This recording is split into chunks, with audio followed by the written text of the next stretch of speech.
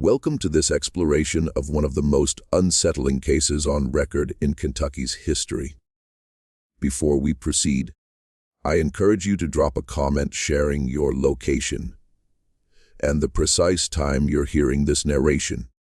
We're curious to know how far and wide these documented tales reach, and at what hours of the day or night. The autumn of 1907 descended upon Harland County with an unusual stillness. Pine Mountain cast long shadows across the valleys below, where several hunting cabins were scattered along the banks of the Cumberland River. According to county records preserved at the Harland County Historical Society, between September and December of that year, 7 men who ventured into these woods for the hunting season never made it back to their families. The official disappearances were meticulously recorded in ledgers that have since yellowed with age. Each entry, written in the careful cursive of County Clerk Thomas Whitfield, listed each man's name, age, occupation, last known whereabouts, and a brief note, "No remains recovered." Local papers, particularly the Harland Daily Enterprise, reported these cases as separate incidents, likely blaming harsh weather or wild animal attacks.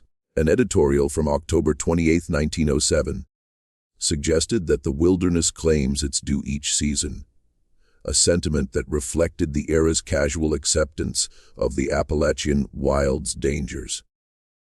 However, a series of journals uncovered in 1962 during the renovation of an old homestead hinted at something far more sinister occurring in those woods. The renovation was part of a federal initiative to develop recreational areas within what would become the Boone National Forest. The property, roughly 23 miles southeast of Harland proper, had sat abandoned for decades. According to the work crew's foreman, Samuel Ledbetter, whose account appears in an internal Forest Service memo from June 17, 1962, the journals were discovered beneath a loose floorboard in what had once been the main living area of a substantial log cabin. The journals belonged to Tobias and Elijah Blackwood, brothers who owned around 300 acres of dense woodland in the county's southeastern section. The land deed, filed in 1876 and transferred to the brothers in 1899 after their father's death, describes the property as rising from the Cumberland waters to the ridge of Pine Mountain, encompassing Bear Creek Hollow and the eastern face of Stony Point. The journals, 3 leather-bound volumes with handmade paper pages, contained daily entries spanning from 1899 to late 1907. What follows is an account assembled from these journals, county records, newspaper clippings, and interviews with descendants of Harland County residents from that era. The investigation was never formally closed, and in 1967, the case was permanently archived at the Kentucky State Historical Society, where it remains largely forgotten. The Blackwood brothers were known in neighboring McCreary County as reclusive trappers, who occasionally traded animal pelts in the small township of Whitley City. The town, established in 1868 as a logging outpost, was little more than a general store, a small church, and a cluster of wooden homes arranged along a single muddy street. According to trading post ledgers from 1903 to 1906, kept meticulously by proprietor Harold Jenkins, the brothers would appear roughly once every 3 months to swap furs for supplies. Jenkins's record books, donated to the McCreary County Historical Society by his granddaughter in 1948, list the items the brothers typically acquired: salt, coffee beans, ammunition, occasionally tools, and very rarely tobacco for Elijah. The ledgers show that the brothers spoke little and conducted their business efficiently before returning to their land. An entry dated March 12, 1905 reads, "Blackwoods arrived at dawn, traded 7 fox pelts, 3 beaver, and 1 bear skin of exceptional quality. Exchanged for usual supplies, plus 1 steel trap and a whetstone. Departed before other customers arrived. Paid balance of 137 in silver coins dated 1878 and 1881. Trading Post owner Harold Jenkins noted in his personal diary that the brothers carried themselves with an unsettling quietness, and that other patrons would clear space when they entered. An entry from November 1904 states, "The elder Blackwood, Tobias, stands near 6.5 feet tall, with shoulders like an ox. His hands bear the scars of countless seasons in the wilderness, yet he counts coins with the delicacy of a banker. His brother, smaller but no less imposing, watches the door as if expecting trouble that never arrives. They move through my establishment like wolves among sheep, and I find myself checking my inventory more carefully after their departures, though nothing has ever been missing." Jenkins also observed that the brothers appeared exceptionally well fed for men living so deep in the wilderness, particularly during winter months when game was scarce. Their robust physique stood in stark contrast to other mountain dwellers, who typically grew lean during harsh Kentucky winters. When asked about their hunting success, Tobias, the elder, would only reply that they had their ways of keeping the table full. This cryptic response appears multiple times in Jenkins's diary entries across 4 years, suggesting the merchant's persistent curiosity about their unusual prosperity. The brothers' cabin stood in a remote clearing, about 17 miles from the nearest neighbor, accessible only by a narrow dirt path twisting through dense pine forest. According to recollections of James Harkins, a logger whose father had once delivered supplies to the Blackwood property in 1901, the approach to the cabin was marked by peculiar stone arrangements placed at irregular intervals along the path. Harkins, interviewed in 1964 by local historian Margaret Wilson, recalled his father describing the stones as standing like silent sentries, and how they seemed to follow you with invisible eyes. The path itself described as unusually level and well maintained for such a remote spot. Wide enough for a horse, but not a wagon, forcing visitors to approach single file. The location was marked on an 1899 survey map commissioned by the Kentucky Land Office, but subsequent maps from 1910 onward omit any mention of the property or its structures. It's as if the land itself conspired to forget. The 1910 Geological Survey, conducted as part of a coal exploration initiative, shows only uninhabited wilderness where the Blackwood property should have been, despite the cabin's substantial construction, which should have persisted well beyond that date. The cabin itself, according to the few who saw it, was unusually large for a wilderness dwelling.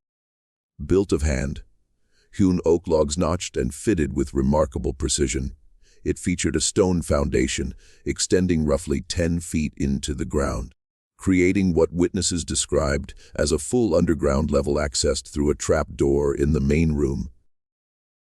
Luther Collins, a hunting guide who claimed to have visited the cabin once in 1906, provided a statement to the Harland County Sheriff in 1908 during the belated investigation into the disappearances. His description, preserved in case files, notes that the main floor contained a large central room with a massive stone fireplace, 2 smaller rooms presumably used as bedrooms, and a separate kitchen area with an unusual brick oven built into the wall. Collins reported that what struck him most was the brothers' collection of knives, displayed on a wooden rack near the kitchen entrance. Must have been 30 or 40 different blades. His statement reads, "Some I recognized as hunting or skinning knives, but others looked like surgeon's tools, all kept polished and arranged by size. Elijah saw me looking and said they were family heirlooms from their father's time as a field medic during the war." Before the hunting season of 1907, the Blackwood brothers had lived relatively unnoticed by authorities. Their property taxes were paid annually through a lawyer in Whitley City, a Mr. Jonathan Pierce, whose brief notes indicate that the brothers inherited the land from their father, who had acquired it during post-Civil War land redistribution. Pierce's legal ledger, discovered in a filing cabinet donated to the County Historical Society in 1951, contained minimal information about his unusual clients. His notes show he met the brothers only twice, once after their father's death to execute the will, and again in 1902 to draft a document ensuring that if either brother died, the property would pass fully to the survivor, with no claims from any other parties. Pierce noted that this request seemed odd, given that neither brother was known to have any other family or heirs, but he fulfilled it without question. According to courthouse records, the elder Blackwood had been a Union soldier who received the parcel as compensation for his service. Military records accessed in 1965 by researchers identified him as Sergeant Ezekiel Blackwood, formerly of the 13th Kentucky Volunteer Infantry. Company C. His service record indicated he served as a field hospital assistant during the latter years of the war, with a notation that he was particularly skilled in amputation procedures. Pierce's notes, found in the same filing cabinet, mentioned that the brothers' father had peculiar dietary requirements that necessitated their isolated lifestyle. In a letter to a colleague dated 1904, Pierce elaborated slightly, writing, "The elder Blackwood suffered from some digestive malady acquired during his military service. According to his sons, he could consume only very fresh meat prepared in specific ways, or he would suffer terribly. This condition apparently informed his choice of such an isolated homestead, where game was plentiful and neighbors scarce. No further explanation was provided, and medical records from that era weren't detailed enough to identify what condition might have required such specific dietary restrictions.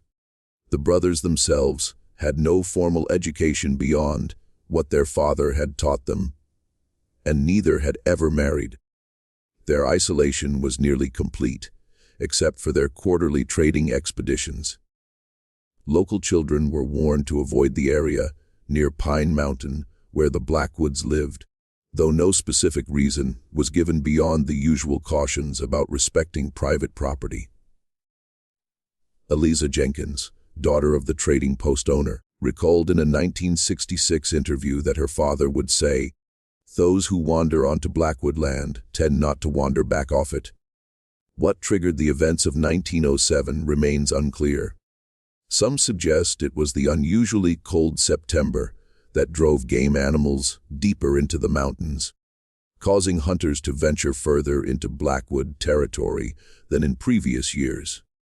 Weather records from the Louisville Meteorological Station document that September 1907 saw temperatures averaging 12 degrees below normal, with an early frost on September 10th that damaged crops throughout the region. Others point to a county ordinance passed that summer that eliminated private property restrictions for licensed hunters during hunting season, a measure designed to prevent wealthy landowners from monopolizing the best hunting grounds. The ordinance, preserved in county records, stated that from September 1st to December 31st, licensed hunters may pursue game across property boundaries provided they do not damage structures or livestock. The Blackwoods reportedly at a county meeting to oppose this ordinance, one of their only known appearances in town, but their objections were overruled. The meeting minutes note only that objection was raised by residents of Pine Mountain District, without naming the brothers specifically. Whatever the cause, it brought strangers into the brothers' domain, and something in the Blackwoods shifted. The first disappearance occurred on September 17, 1907.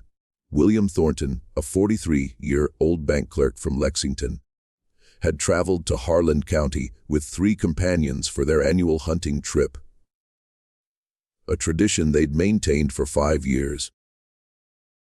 They established a camp near the Cumberland River, approximately 7 miles from the Blackwood property. according to a statement given to the Harland County Sheriff by Edward Rawlins, one of Thornton's companions. William had told them he was going to check traps along the eastern ridge of Pine Mountain. He was in high spirits that morning. Rawlins stated, having shot a sizable buck the previous day, he mentioned wanting to set traps rather than hunt directly, as he believed the cold weather had driven smaller game into the higher elevations. Thornton departed camp at roughly 8:30 in the morning, carrying his Winchester rifle, a skinning knife, and a small pack with food and water. When he failed to return by sundown, his companions grew concerned. According to the sheriff's report filed on September 20, 1907, Thornton's 3 companions waited until nightfall before searching for him. They found his rifle leaning against a tree, approximately 4 miles from their camp, along with a partially filled canteen and a blood-stained handkerchief. The report notes that the rifle appeared to have been placed deliberately rather than dropped, suggesting Mr. Thornton had set it aside voluntarily. No other trace of the man was discovered. The sheriff's report notes that a storm moved in that evening, washing away any potential tracks. A search party consisting of the sheriff, 2 deputies, and several local volunteers combed the area for 3 days, but found no further evidence. The search was abandoned on September 23rd, with Sheriff Harland Daniels concluding that Thornton had likely suffered an accident in the rough terrain and either succumbed to injuries or was carried off by scavengers.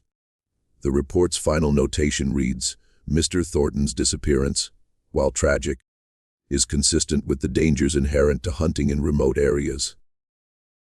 His companions returned to Lexington, where Thornton's wife would later commission a headstone in the Lexington Cemetery, though no body was ever recovered to place beneath it. A month later, on October 23rd, 2 brothers from Cincinnati, James and Robert Caldwell, failed to return to their lodgings in Cumberland. The men, aged 28 and 31 respectively, were experienced hunters who had traveled to Kentucky specifically to hunt white-tailed deer, which were abundant in the region. They had arrived on October 20th and taken rooms at a boarding house operated by Mrs. Edith Simmons, a widow whose establishment catered to out-of-state hunters. The men had informed their landlady that they intended to hunt deer in the southern portion of Harland County, near the Tennessee border.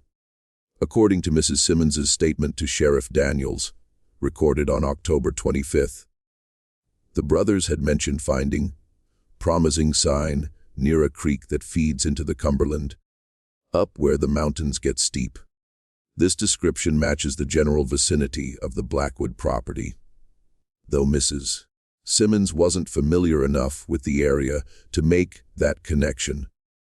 The Caldwell brothers' horses returned to the stable without riders 2 days after the men departed. The stable hand, Joseph Miller, reported that the horses appeared agitated but not injured and were still saddled. Mrs. Simmons reported in her statement that the saddlebags contained an unusual amount of meat wrapped in oilcloth, which she assumed to be venison. Not considering it significant at the time, and believing the brothers had perhaps gone to retrieve more game, she prepared the meat for her boarders. The meat was consumed by boarders before the brothers were officially declared missing. When investigators questioned her about the meat's appearance or taste, she reported nothing unusual, stating only that it was tender, as if from a young animal. She recalled that one boarder, a Mr. Douglas from Virginia, had commented that it was the sweetest venison he'd ever tasted, and had asked about the brothers' hunting location, so he might try his luck in the same area. Mrs. Simmons didn't recall if she'd provided him with that information. Sheriff Daniels organized another search party when the Caldwell brothers were reported missing, focusing on the area south of Cumberland where they'd indicated they would be hunting. The search lasted 5 days, but yielded no results beyond a single spent rifle cartridge that couldn't be definitively linked to either brother's weapon. The Cincinnati Enquirer ran a small article about the missing men on November 2, 1907, noting that they were presumed lost to the hazards of the Kentucky wilderness. Their parents traveled to Harland County in mid-November but returned to Ohio without answers. In a cruel irony, Robert Caldwell's wife was expecting their first child, who would be born in February 1908, never having known his father. A letter from Mrs. Rebecca Caldwell to Sheriff Daniels, dated March 1908 and preserved in the case file, pleads for any additional information about her husband's fate. The sheriff's response, if one was sent, isn't included in the records. The third disappearance occurred in early November and involved a solitary hunter named Frederick Schmidt, a German immigrant who lived in Louisville and worked as a butcher. Schmidt, 39, had traveled to Harland County alone on November 3rd, according to the guest register at the Railroad Hotel in Harland Town. He signed out on the morning of November 5th, telling the clerk he planned a hunt for several days before returning. Schmidt never checked back into the hotel, and his disappearance wasn't noted until November 15th, when he failed to return to his job in Louisville. His employer, concerned about his reliable worker's absence, contacted authorities. By the time Sheriff Daniels was notified, nearly 2 weeks had passed since Schmidt was last seen. A cursory search was conducted, but winter weather had set in, making a thorough investigation impossible.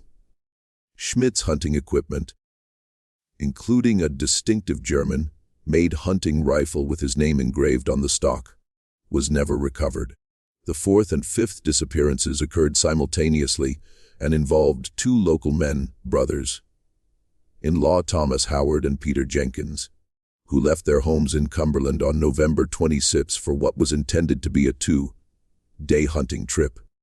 Howard, a coal miner, and Jenkins, a carpenter, were lifelong residents of Harland County and familiar with the terrain.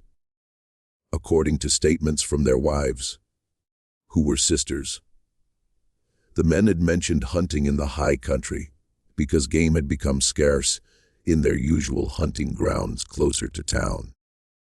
When they failed to return on November 28th, their family members immediately reported their absence to Sheriff Daniels.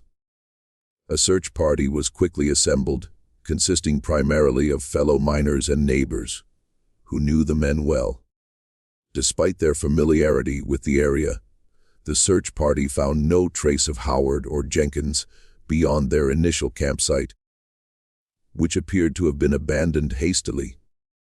The campfire had been extinguished, but their cooking equipment was left behind, along with a partially dressed rabbit carcass that had been left to spoil.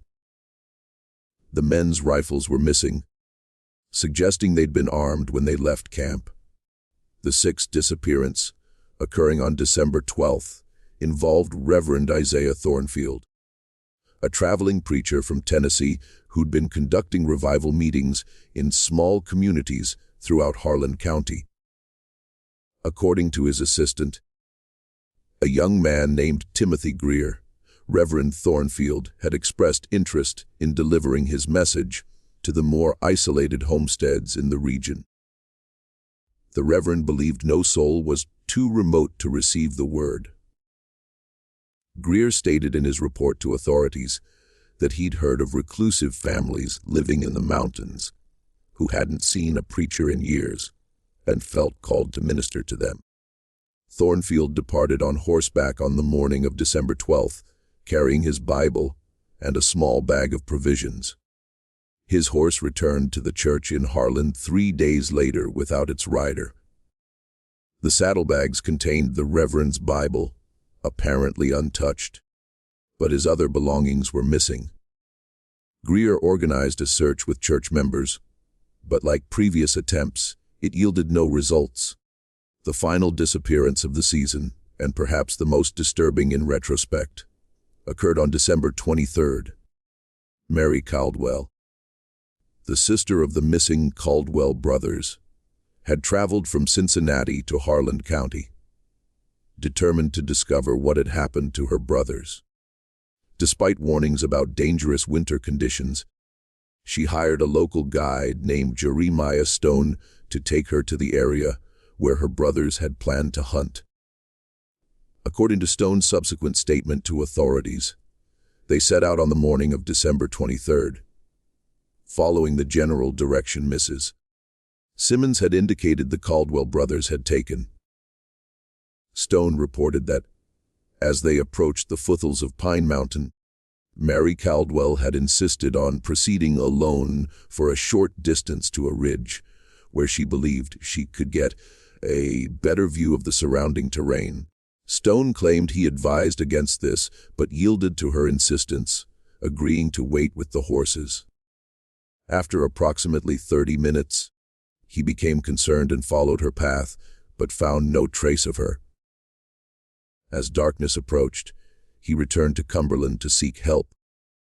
A search party formed the next morning, Christmas Eve, but a severe snowstorm delayed their efforts.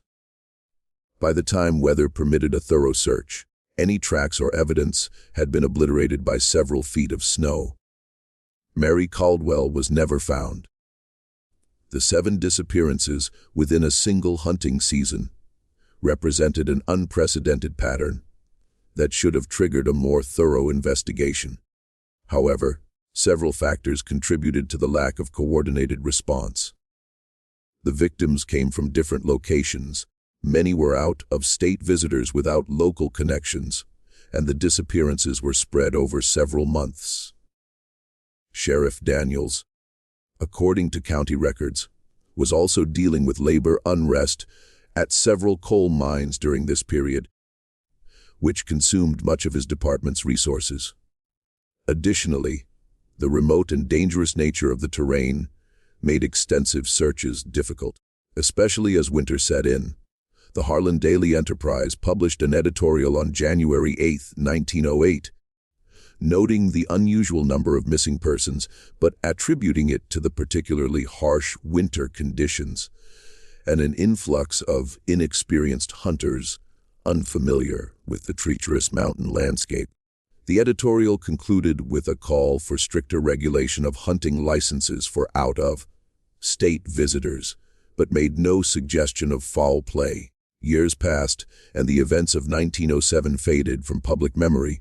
The Blackwood property remained untouched until 1932, when the land was officially reclaimed by the county due to unpaid taxes following the presumed deaths of the brothers, who hadn't been seen at the trading post since December 1907. The last recorded sighting of either brother was on December 26, 1907, when Elijah Blackwood made an unusual wintertime journey to the trading post in Whitley City. Harold Jenkins's diary entry from that date notes that Elijah appeared haggard and distracted, his clothes stained, and his manner more agitated than I had ever observed. Jenkins recorded that Elijah traded an unusually large quantity of meat and pelts, purchasing supplies that suggested long-term travel, preserved foods, ammunition, a new knife, and a heavy coat. When Jenkins inquired about Tobias, Elijah reportedly replied, "My brother remains at home tending to private matters." Jenkins noted that Elijah departed heading west rather than north toward the Blackwood property. And that was the last confirmed sighting of either brother. The property was incorporated into what would later become part of the Boone National Forest.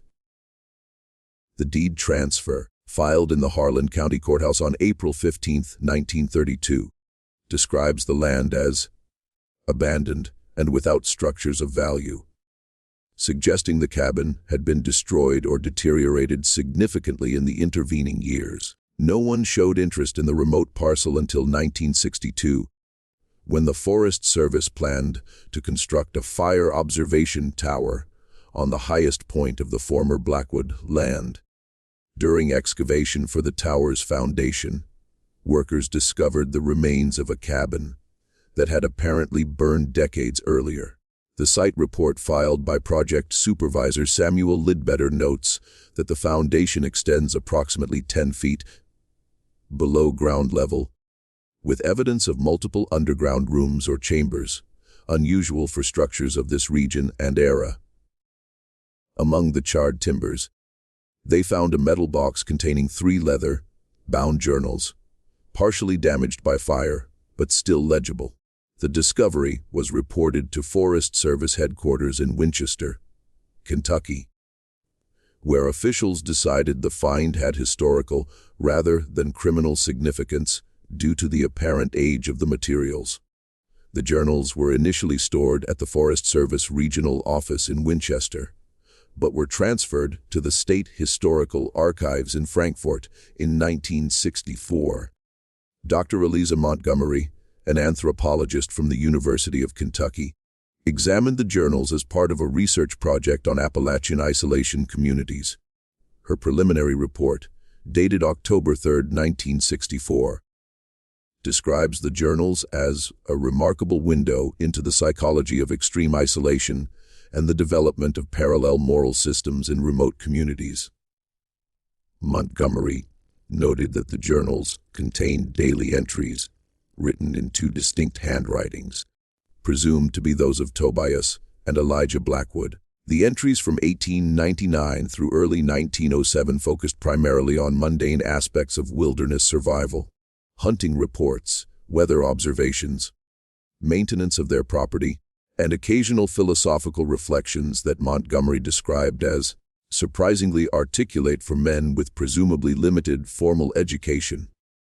Beginning in March 1907, however, the tone of the entries, particularly those attributed to Tobias, began to shift. Montgomery's notes reveal that Tobias wrote with increasing frequency about encroachment and violations of their territory. An entry dated March 23, 1907, reads, "Found boot prints along the eastern creek bed. Strangers walking our land without permission or acknowledgement. Father would not have tolerated such trespass." Subsequent entries track Tobias's growing paranoia about outsiders with increasingly hostile language.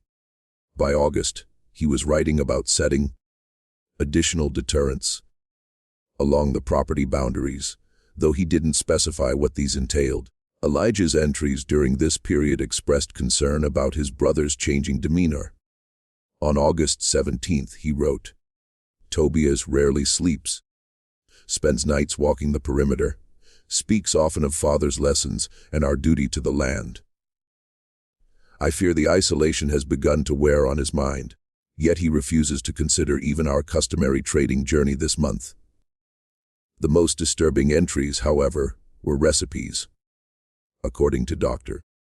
Montgomery's analysis, submitted to the Journal of Appalachian Studies, but never published, the journals contained detailed instructions for preparing various cuts of meat from what the brothers referred to as 2-legged game. The entries became more frequent and detailed starting in September 1907, with Tobias Blackwood writing on September 18th, "Unexpected bounty yesterday. Trespasser carried identification from a Lexington banking establishment. Elijah processed the meat, while I disposed of the remainder as father taught us. The liver was exceptionally tender when prepared with wild onions and salt. We will preserve the rest using the smoking technique father preferred for the leaner portions." Montgomery's report notes that subsequent entries detailed specific preparation methods for different cuts, with Tobias expressing particular enthusiasm for certain preparations. His entry from October 25th reads, "The older one provided better marbling in the flank portions. Elijah objects to my terminology, but father was always clear that proper nomenclature is essential to proper preparation. We are not savages. We are custodians of an ancient knowledge." Elijah's entries during this period became increasingly distressed. On November 3rd, he wrote, "Tobias is merely protecting what is ours, as father would have wanted. But father's hunger was born of necessity during wartime. Not this eagerness Tobias now displays. He speaks of setting lures rather than merely defending our boundaries. I find myself unable to sleep, though the meat does sustain us through these cold nights. By December, the brothers appeared to be in conflict. An entry from December 14th in Elijah's handwriting reads, "Confronted Tobias about the preacher." There was no threat there. The man merely sought to bring his God to our door. Tobias said, "All trespassers are the same. Their intention matters not when the result is violation of our sanctuary." He becomes more like Father with each passing day, but Father at least maintained control of his appetites. Montgomery's research was abruptly discontinued in November 1964, and her paper was withdrawn from publication. University records indicate she requested a sabbatical shortly thereafter and relocated to Oregon. She never returned to the research. The journals themselves were placed in restricted access storage following a review by the State Attorney General's office in early 1965. A brief memo attached to the case file states only that no actionable evidence exists to warrant further investigation of incidents occurring more than 50 years prior, particularly when no identifiable remains have been recovered. The case was officially designated historical interest only and archived. In the years following Montgomery's abandoned research, a folklore collector named Martin Ridley traveled through Harland County recording oral histories. In 1966, he interviewed Abigail Jenkins, the 87-year-old daughter of the trading post owner who had known the Blackwood brothers. The transcript of this interview, deposited in the American Folklore Collection at the Library of Congress, contains a chilling account. "My father rarely spoke of the Blackwoods," Jenkins told Ridley. "But there were things he told me near the end of his life that he'd kept secret for decades." According to Jenkins, her father had once told her that, in December 1907, Elijah Blackwood had come to the trading post alone, his behavior more erratic than usual. Father said Elijah's hands trembled so badly he could barely count his coins, Jenkins recalled. His clothes were stained dark in places, and he smelled of smoke, and something Father said was like a slaughterhouse. He traded an unprecedented amount of meat, which he claimed was venison and wild boar, though Jenkins's father noted it was packaged differently than their usual offerings. Jenkins continued, "Father said Elijah kept looking over his shoulder, as if expecting someone to follow him into the store. When Father asked after Tobias, Elijah became agitated and said something that Father found disturbing enough to remember word for word. Tobias has developed a taste that can't be satisfied with animal flesh alone. I fear he's changing into something Father always warned about." Elijah reportedly paid for his supplies with several gold coins, rather than the silver they typically used. And when Jenkins's father commented on this, Elijah explained they had found the coins in a trespasser's pockets. Before departing, Elijah allegedly told Jenkins's father, "If Tobias comes looking, you never saw me. For your own safety, remember that." Elijah never returned to the trading post after that visit. Jenkins also recounted that several items belonging to missing hunters were discovered for sale in Knoxville the following spring. A pocket watch matching the description of one owned by William Thornton reportedly surfaced in a pawn shop, while a distinctive hunting knife belonging to one of the Caldwell brothers was recognized by a fellow Cincinnati hunter in a Knoxville general store. However, no connection to the Blackwoods was ever established, and authorities considered the appearances of these items to be coincidental, possibly the result of theft by scavengers who had found the missing hunter's abandoned equipment. The interview concludes with Jenkins sharing a disturbing detail, omitted from official reports. Her father had sampled the meat Elijah brought in that final visit and became violently ill afterward. Feather said he'd never been so sick. Jenkins told Ridley. He described it as if his body was rejecting something fundamentally wrong. He couldn't keep food down for nearly a week afterward. On his deathbed years later, he confessed to her his suspicion that he had unwittingly consumed human flesh. He told me, "Abigail, I've carried this knowledge like a stone in my gut for years. That wasn't any deer or boar Elijah brought in that day. I have been a hunter all my life and know the taste of every animal these mountains produce. What I tasted that day was something else entirely, and may God forgive me for it." When Ridley asked if Jenkins's father had ever reported his suspicions to authorities, she replied that he had not. Who would believe such a thing? And by the time he was certain, years had passed and the Blackwoods were long gone. The physical evidence of what occurred in those woods in 1907 has largely vanished. The fire that destroyed the Blackwood cabin appears to have been deliberately set, though by whom remains unknown. Forensic analysis of the site, conducted cursorily in 1962 as part of the tower construction project, indicated that the fire had burned at an unusually high temperature consistent with the use of accelerants. The project report notes that evidence suggests multiple points of origin for the fire, inconsistent with accidental causes such as lightning strikes or chimney fires. This finding wasn't pursued further at the time, as the age of the site placed it outside criminal interest. In 1967, before the construction of the fire tower was completed, workers discovered a series of stone-lined pits approximately half a mile from the cabin site. Forest Service reports describe these as possible root cellars or storage facilities.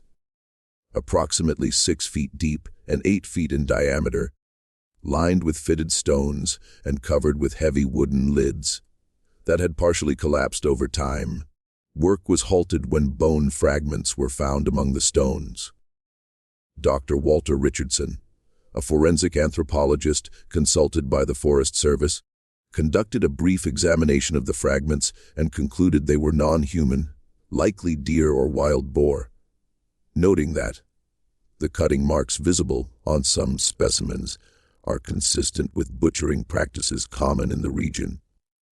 His report, dated June 8, 1967, recommended resuming construction, and the pits were filled in and covered.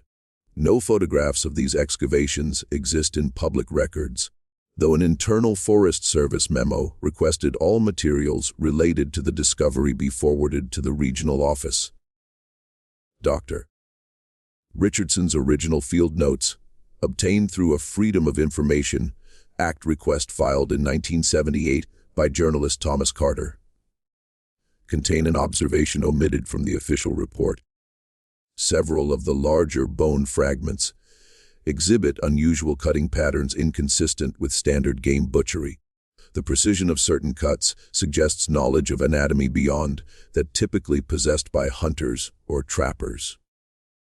Without more complete specimens, conclusive identification is impossible, but the possibility of human remains can't be entirely ruled out. The fire tower stood for only 7 years before being decommissioned due to what official reports called persistent structural issues and unexplained equipment failures. Rangers assigned to the tower frequently requested transfers, citing in their reports unsettling noises and a persistent odor of cooking meat despite the remote location. One ranger, David Coleman, submitted a detailed incident report in August 1970, describing what he called an unnerving experience during his overnight shift. At approximately 20:15 a.m., I was awakened by what sounded like multiple individuals moving around the base of the tower. Coleman wrote, "When I called out and shined my flashlight, there was no one visible. Yet the sounds continued for nearly 20 minutes. The following morning, I found numerous footprints in the soft earth surrounding the tower, circling the structure completely, yet no tracks leading to or from the area." Coleman requested transfer the following day. His report was filed but not investigated. The tower was dismantled in 1974, and the area was designated as a wildlife conservation zone with restricted public access. The most compelling piece of evidence that something truly horrific occurred on the Blackwood property comes from a source outside official channels. In 1968, a private collector of Civil War memorabilia purchased a trunk of documents at an estate sale in Knoxville. Among these papers was a letter dated January 3, 1908, from Elijah Blackwood to a cousin in Tennessee. The collector, Herbert Simmons, recognized the name from regional folklore and brought the letter to the attention of Dr. Montgomery, who had resumed teaching at the University of Kentucky, but had abandoned her research on the Blackwood case. Montgomery authenticated the letter by comparing the handwriting with journal entries known to be written by Elijah, confirming its likely legitimacy. The letter, written on water-stained paper and fading ink, contains a confession of sorts. Dearest cousin, the letter begins, "Though we have never met, I write to you as my last remaining blood relation, according to father's records. What I must confess may never reach your eyes, as I doubt my resolve to actually post this letter. Yet, I must set down the truth somewhere before I depart this world, or lose my mind entirely." Elijah wrote that their father had taught them that human flesh contained special properties and would grant strength and longevity if consumed regularly. He claimed that their father, Ezekiel Blackwood, had survived the harsh winter of 1865 while serving with the Union Army by consuming the flesh of fallen soldiers, developing an addiction he passed to his sons through both instruction and practice. Father taught us that certain men, particularly those who lived clean lives and abstained from spirits, provided meat that could sustain not just the body, but the spirit. The letter continues, "He called it the ultimate sustenance and believed it had extended his life beyond natural limits. He trained us to identify suitable subjects, to prepare the meat in ways that preserved what he called its essence, and to dispose of the remaining evidence in ways that nature herself would conceal." Elijah described how, following their father's death in 1899, he and Tobias had initially abstained from the practice, subsisting on conventional game. However, during a particularly harsh winter in 1901, Tobias had reverted to their father's ways when a lost trapper sought shelter in their cabin. He justified it as self-defense, as the man had become delirious with fever and threatened us with his knife. Elijah wrote, "But I saw the look in my brother's eyes as he prepared the meat, the same hunger that had possessed father in his final years." According to the letter, the brothers reached an uneasy compromise, wherein they would only consume individuals who trespassed on their land and posed some perceived threat. This arrangement held until the hunting season of 1907, when the county ordinance brought more hunters into their territory. Elijah claimed that Tobias had become increasingly possessed by this hunger, eventually hunting humans deliberately rather than opportunistically consuming trespassers. He began to set traps not for animals but for men, the letter states. He studied their movements, identified their camps, and selected targets with the precision father had taught us for choosing prime deer. What had once been reluctant necessity became eager pursuit. The letter states that on Christmas Eve 1907, Elijah discovered Tobias preparing a stew containing parts of a young woman who had been searching for her missing hunter husband. When I recognized female garments among the discarded belongings, something broke within me. Elijah wrote, "Father had been explicit that women were never to be considered suitable." Something fundamental had changed in Tobias. He was consuming not for sustenance, but for pleasure. The expression on his face, as he stirred that pot, haunts me still. According to the letter, This crossed some moral line for Elijah, who claimed to have killed his brother that night and burned their cabin with Tobias inside. I struck him from behind with Father's old army shovel. As he bent over the hearth, I told myself it was mercy, not murder. That the brother I had known was already gone, replaced by something that merely wore his face. I poured coal oil over everything that would burn and lit the flame that I hoped would purify what we had become. Perhaps it is cowardice that I did not join him in that fire. The letter concludes with Elijah's statement that he was heading west to escape the hunger that never truly leaves. His final lines read, "I feel it still, cousin, the craving Father planted in us. In my dreams I taste it still and wake famished for something dear and rabbit cannot satisfy. I go west to lose myself where no one knows the name Blackwood. Though I fear that what Father awakened in our blood can never truly be put to rest. If there is a God, may he forgive what we have done in these mountains. I know I shall never forgive myself." The collector who found this letter attempted to contact authorities in 1968, but was reportedly told the case was closed due to the passage of time and lack of evidence that could lead to prosecution. The letter's current whereabouts are unknown, as the collection was dispersed after the collector's death in 1969. Dr. Montgomery, who had seen and transcribed the letter, refused to discuss it further, stating only that some historical materials are best left unexamined. The legacy of the Blackwood brothers manifests in the curious fact that the southeastern portion, what is now the Boone National Forest, has one of the lowest hunter visitation rates in the entire Appalachian region. Despite abundant game and spectacular vistas, the area remains largely untraveled. A Forest Service visitor analysis conducted in 1978 found that hunters and hikers alike tend to avoid the specific section that once contained the Blackwood property, even when unaware of its history.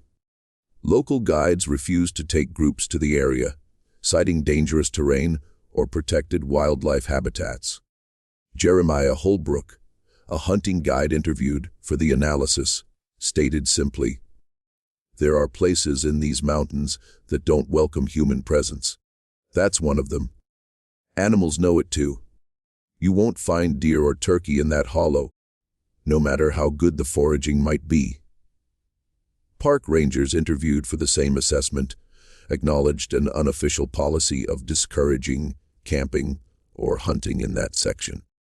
"We don't put it in the official guidelines," one ranger explained, "but new staff are quietly advised to direct visitors elsewhere. We've had too many incidents over the years. Equipment failures, unexplained injuries, hikers reporting disorientation even with compass and map." One ranger, speaking anonymously, admitted, "There's something not right about that hollow. Animals avoid it. Plants grow wrong there, twisted somehow, even though the soil and sunlight are no different than the surrounding areas. We just tell people the area is being rehabilitated." When pressed for specifics about these anomalies, rangers typically offered vague responses or changed the subject.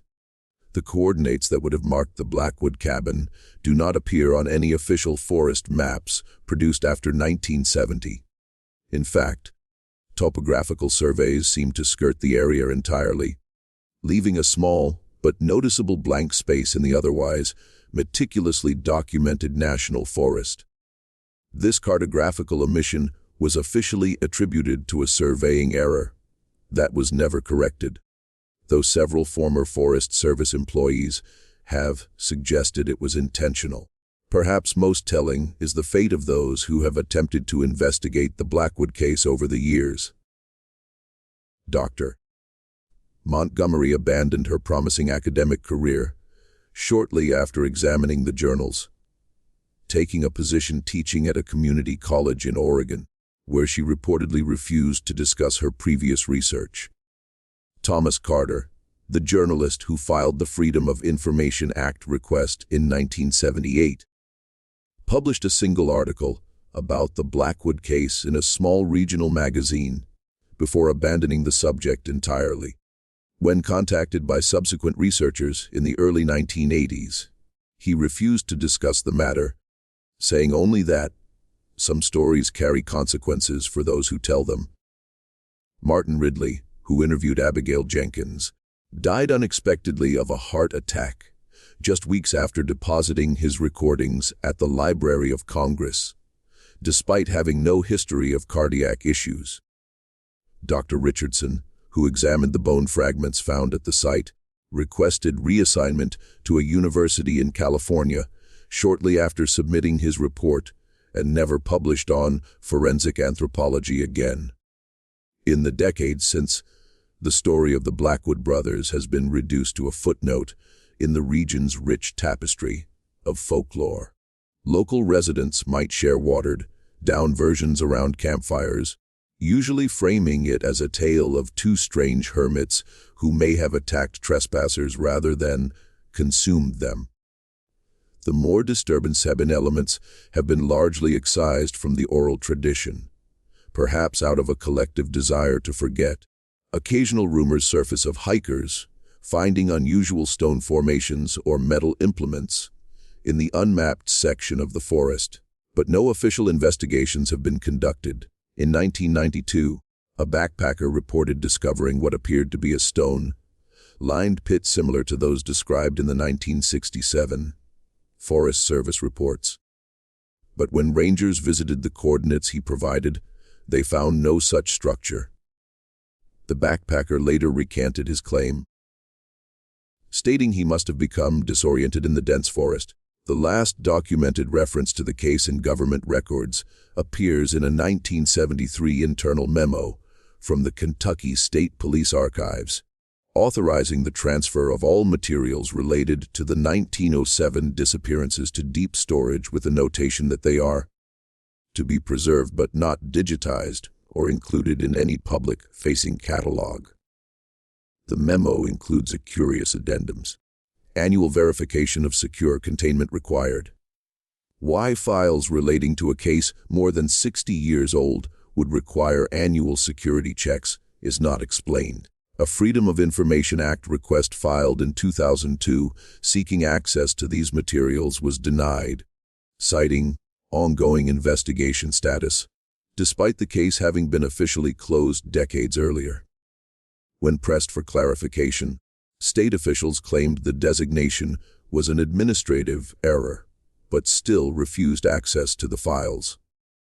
Perhaps most telling is the fact that even today, hunting licenses issued in Harland County include a map with a shaded area marked simply as environmentally sensitive zone, no hunting permitted. This zone corresponds precisely to the former Blackwood property, though no official explanation for the restriction is provided to license holders. The designation cannot be traced to any specific environmental protection order or wildlife conservation initiative. Local residents know better than to ask. They simply nod and avoid the area, particularly in autumn when the hunger of predators grows strongest. The mountain has kept its secrets for over a century now. Perhaps that is for the best. During the research for this account in 1968, a journalist from the Louisville Courier-Journal traveled to the area to interview elderly residents who might have remembered the events of 1907. Most refused to speak on record, but one man, then in his 90s, offered a perspective that perhaps best captures the lingering shadow of the Blackwood brothers. The mountains remember what people try to forget, he told the journalist. Those brothers weren't the first to develop unusual appetites in these hills, and I doubt they'll be the last. Some hungers, he said, don't die with the men who felt them. They sink into the soil, seep into the water, and wait for someone new to feed them. The journalist's article was never published. His notes were found in his abandoned vehicle near the forest boundary. The journalist himself was reported missing, but was later discovered in a hospital in Nashville. having checked himself in under a false name. He had no memory of the 3 days following his interview and left journalism shortly thereafter. When contacted by researchers in 1969, he refused to discuss the Blackwood case, saying only, "Some stories aren't meant to be told. Some appetites shouldn't be remembered." Perhaps he was right. Or perhaps in forgetting, we allow such appetites to grow hungry again. What is certain is that something happened in those Kentucky woods in the autumn of 1907. Something that transformed 7 missing persons cases into a legacy of whispered warnings and averted gazes. The official records may be sealed, the witnesses long dead, and the physical evidence destroyed by time. But the hollow where the Blackwood cabin once stood remains empty of both wildlife and visitors. In a forest teeming with life, that silence speaks volumes. In the years since this investigation was compiled, the eastern ridge of Pine Mountain has been occasionally subject to unexplained forest fires. Despite no lightning strikes or human campfires reported in the vicinity, rangers note that these fires typically occur in late September or October, burning intensely but never spreading beyond the boundaries of what was once Blackwood land. After each fire, rangers report finding unusual arrangements of stones that were not present before the blaze. Circular patterns reminiscent of cooking pits that appear to have been recently used. Despite the area being officially off limits to visitors, perhaps it is merely the wind and rain rearranging the landscape after the fires pass through, or perhaps, as local folklore suggests, some appetites burn eternal, rekindled each autumn when the hunting season begins and strangers once again enter the ancient woods of Harland County, Kentucky.